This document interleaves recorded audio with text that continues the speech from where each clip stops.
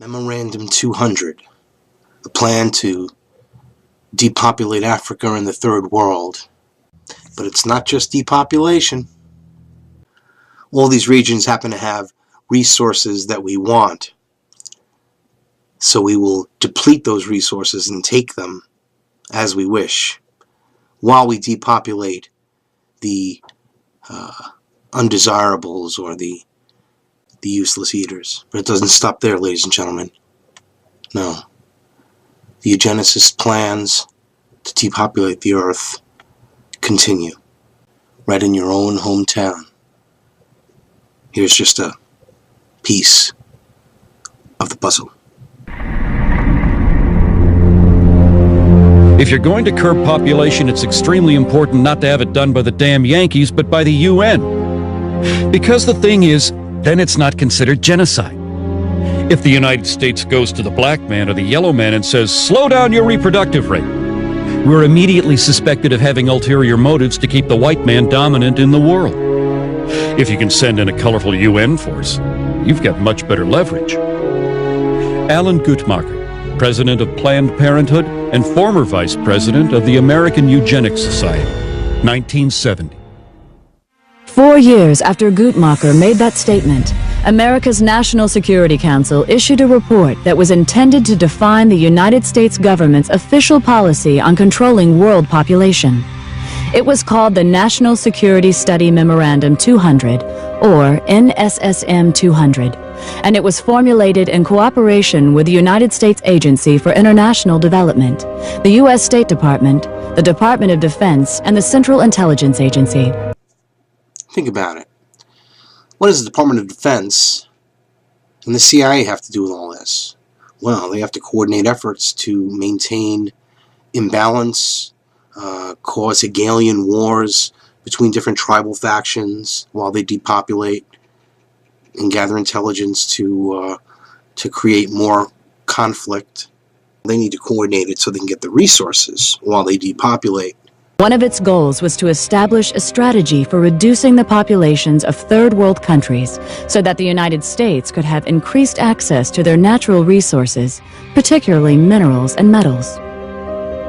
Among the conclusions of NSSM 200 was that no country has reduced its population growth without resorting to abortion. The authors of the report then identified 3 non-governmental agencies that would be funded to carry out the government's population control agenda in the targeted countries.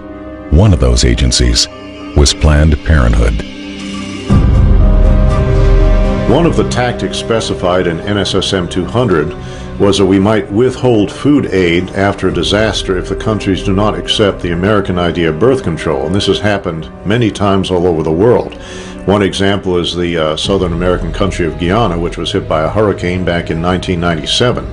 Now, they had turned down abortion and birth control for 12 years straight, but after the hurricane hit Guyana in 1997, the World Bank said, "We will not give you any aid unless you legalize abortion and birth control," and that's exactly what they did. I've seen this several times in Africa, where droughts have hit, and the United Nations and USAID will not assist unless they accept birth control. I've been all through Africa myself, and I've seen medical clinics that are full of birth control devices but no safe motherhood delivery kits. There's no anesthesia, there's not even any bandages there. There's crates and crates of birth control pills and condoms. Now, while our commitment to birth control is going up every year, our commitment to authentic economic development is dropping. So we see less clean drinking water funding, less school funding, see less medical clinic funding. Another example is Haiti. Haiti has been hit by hurricanes several times, and the United States and other countries are saturated with birth control. In Haiti now, any woman, 90% of women at least, can now get access to any kind of birth control they want to, government funded, but less than 20% of the Haitians have access to clean drinking water. Now try to imagine there being a natural catastrophe in a country like Canada or Australia or France or England. And we go in there and we say to them, "We're not going to offer you any kind of aid unless you accept our philosophy on birth control and population control." That will be outrageous. But that's our standard operating procedure when we go to a black country after a catastrophe of some kind. You cannot believe that we are going to treat people in a foreign country like this and not treat our own population of African Americans the same way. Consider what happened after Hurricane Katrina. One of the first things we did was bring in birth control and contraception. And as we all know, the hurricane disproportionately affected black families in that area. And I seriously doubt if the same kind of disaster hit a middle-class white area, the first response would be condoms and birth control.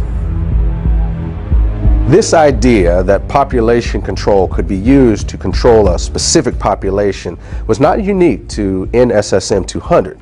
For example, before the Nazis took power in Germany, abortion had been illegal except to save the life of the mother. But under Hitler, the Hamburg Eugenics Court ruled that it would still be illegal for Aryan women, but legal for women of what they called inferior racial stock. According to the court, encouraging eugenic abortions would promote racial hygiene and protect the health of the German people. This new policy eventually led to certain women being threatened with execution if they refused to abort what the Nazis called racially worthless babies. At about the same time this was going on in Germany, the government of Bermuda was blanketing the island with population control facilities and openly stating that their intent was to limit the numbers of blacks. Then in 1958, blacks in the Caribbean rebelled against a Planned Parenthood-led birth control campaign that was exclusively targeted at non-white residents, while at the same time, prosperous white residents were being encouraged to multiply. Following a similar pattern, a 1965 article in the Pittsburgh Courier newspaper reported that under apartheid, the white South African government was relying on targeted birth control as its primary weapon to reduce the number of blacks in the country. Unfortunately, we now know that the U.S. government was not immune to this sort of thing either. When 3 pro-choice researchers investigated the original motive behind the creation of the abortion pill, RU-486, what they discovered was that the scientific basis for it was actually developed in the United States during the 1960s by the National Institutes of Health at the U.S. Department of Health and Human Services. In their 1991 book, these researchers claimed to have found data showing that this agency was looking for an inexpensive and effective drug to control the populations of foreign countries that the government had classified as underdeveloped. The abortion pill was to be tested in these environments and, if successful, the plan called for it to then be introduced into Black, Hispanic, and Native American communities in the United States. In 1977, only 3 years after NSSM 200 was issued, the director of the United States Office of Population, Dr. Robert T. Ravenholt, publicly stated that it was the U.S. government's intention to sterilize 1/4 of the world's female population. According to Ravenholt, one of the driving forces behind this campaign was the need to protect American financial and commercial interests. Ravenholt said that some foreign governments were refusing to give the United States permission to come into their country and control their population. He said that, in those cases, the plan was to be carried out by 2 private organizations with an enormous amount of financial support from the American government. When asked by a St. Louis newspaper to name the 2 organizations, he said that they were the United Nations Fund for Population Activities and Planned Parenthood. Among government officials who supported the Ravenholt philosophy of using American intervention to control the populations of foreign countries, perhaps the most powerful were Republican President Gerald Ford, Vice President Nelson Rockefeller, and Secretary of State Henry Kissinger. In the mid-1970s, while serving as foreign policy advisor to the Ford-Rockefeller administration, Kissinger personally helped Planned Parenthood set up an abortion counseling program for Vietnam refugees who were being housed at Camp Pendleton Marine Corps Base in California. This was done despite the fact that the vast majority of these refugees were known to be strongly opposed to abortion, and not one of them had ever requested abortion counseling. At the same time, Kissinger also refused to hold an abortion training program that was being conducted by the Agency for International Development, which operates under the direction of the State Department. Kissinger allowed this project to continue despite numerous complaints that it was in clear violation of U.S. law that specifically prohibited American foreign aid funds from being used for this purpose. The commitment that Ford, Rockefeller, and Kissinger had for this illegal project may have been a reaction to something Reimert Ravenholt had said a few years earlier. In 1973, he was speaking at a Planned Parenthood national conference where he told attendees that abortion may actually be the most demographically powerful way of controlling population. Ravenholt would eventually be honored by Planned Parenthood for what it called innovation and vision in the population field. Years ago, a series of USA Today articles documented that there are large multinational corporations on the New York Stock Exchange today that actually got their start in the slave trade. But when slavery ended and Africans could no longer be financially exploited, many of those same corporations began pouring millions into the eugenics movement. The people they had found so valuable as property, they had little use for as fellow citizens.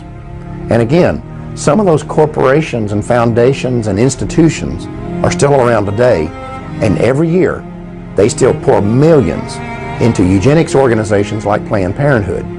In fact, if you look at Planned Parenthood's donor list, it reads like a who's who of corporate America. You also have individual elitists doing the exact same thing. People like Bill and Melinda Gates, Warren Buffett, Ted Turner, and many others have used their own personal fortunes to make sure that the eugenics movement never runs short of money.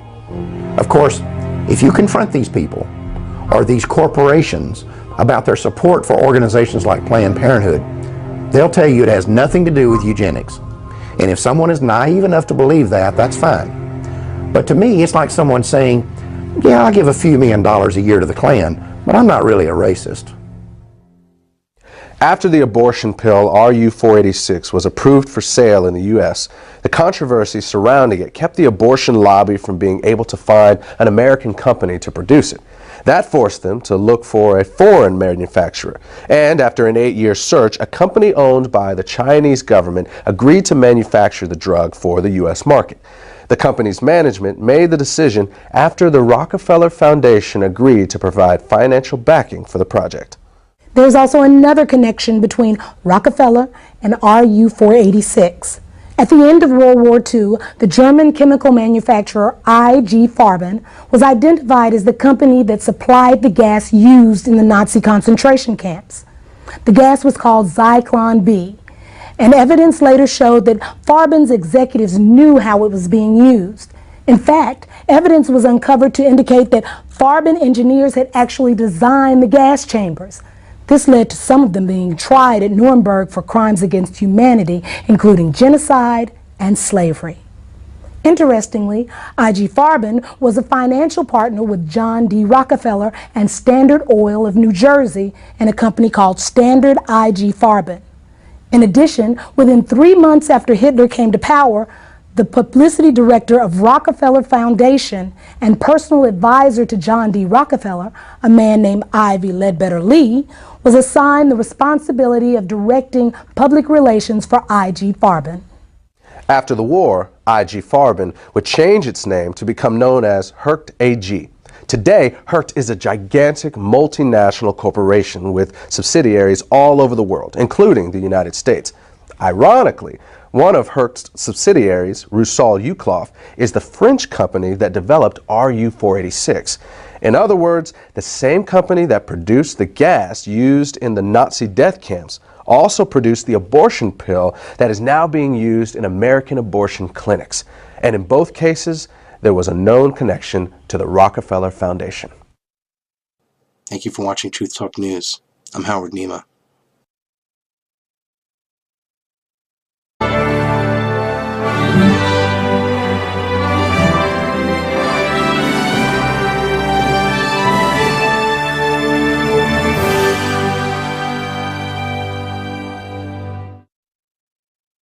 Memorandum 200, the plan.